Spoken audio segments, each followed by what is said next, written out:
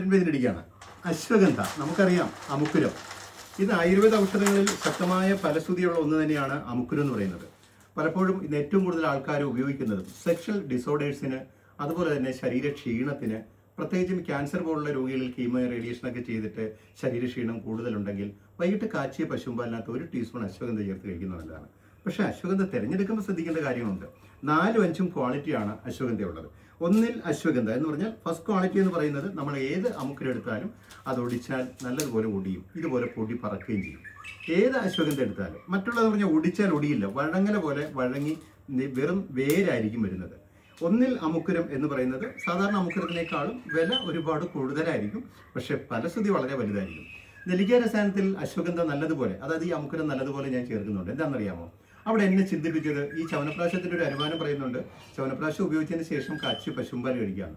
നെല്ലിക്ക രസായനം വൈകിട്ട് കിടക്കാൻ നേരത്ത് 1 ടീസ്പൂൺ കഴിച്ചിട്ട് കാച്ചിയ പശുമ്പാലിൽ ഞാൻ അങ്ങനെ പാല് കഴിക്കാമെന്ന് പറയുന്നിടത്ത് ഞാൻ ചില ആൾക്കാരോട്, പ്രത്യേകിച്ചും ഈ സെക്ഷലായിട്ടൊക്കെയുള്ള, പ്രത്യേകിച്ചും നാഡി ബലഹീനതകളുള്ളത്, ഡയബറ്റിക് ന്യൂറോപ്പതിയൊക്കെ വന്നിട്ട് സെക്ഷൽ ഡിസോർഡേഴ്സ് വരുന്ന ഒരുപാട് ആൾക്കാരുണ്ട്.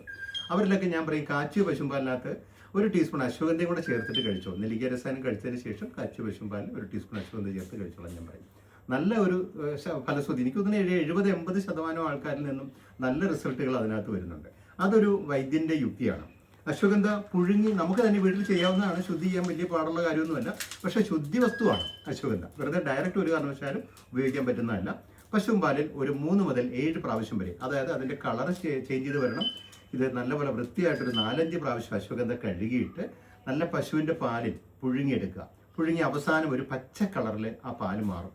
അന്നേരം തന്നെ അശ്വഗന്ധ പെട്ടെന്ന് മാറ്റിക്കോണം, ആ പാല് മാറ്റിക്കളയണം. വീണ്ടും അതുപോലെ തന്നെ പാലൊഴിച്ച് വീണ്ടും പുഴുങ്ങുക.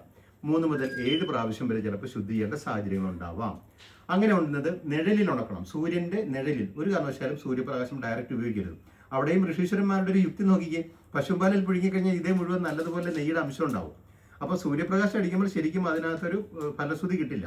അപ്പോൾ ഒരു കോട്ടൺ തുണി അതിൻ്റെ മുകളിൽ ഇട്ടാൽ മാത്രം മതി. സൂര്യപ്രകാശത്തിൽ തന്നെ മുകളിൽ ഒരു കോട്ടൺ തുണി ഇട്ടിട്ട്, പ്രത്യേകിച്ചൊരു വലിയൊരു കാര്യം വരുന്നത് 10 മുതൽ 12 ദിവസം വരെ ഇത് ഉണക്കേണ്ടി വരും.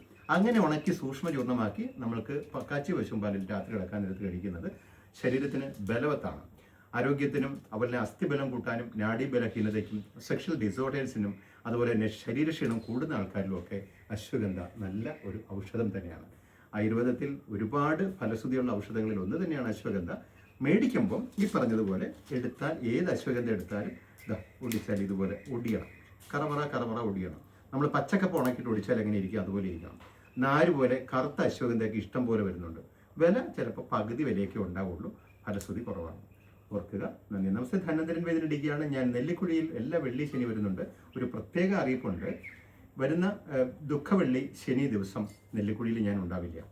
അപ്പം തീർച്ചയായിട്ടും ഈ വരുന്ന, അതായത് നാളെ കഴിഞ്ഞുള്ള വെള്ളി ശനി ദിവസങ്ങളിൽ തീർച്ചയായിട്ടും ഫോളോ അപ്പിനായിട്ട് വരുന്ന പേഷ്യൻസ് നാളെ കഴിഞ്ഞുള്ള വെള്ളി ശനി ദിവസങ്ങളിൽ ബുക്ക് ചെയ്യാൻ ശ്രമിക്കുക.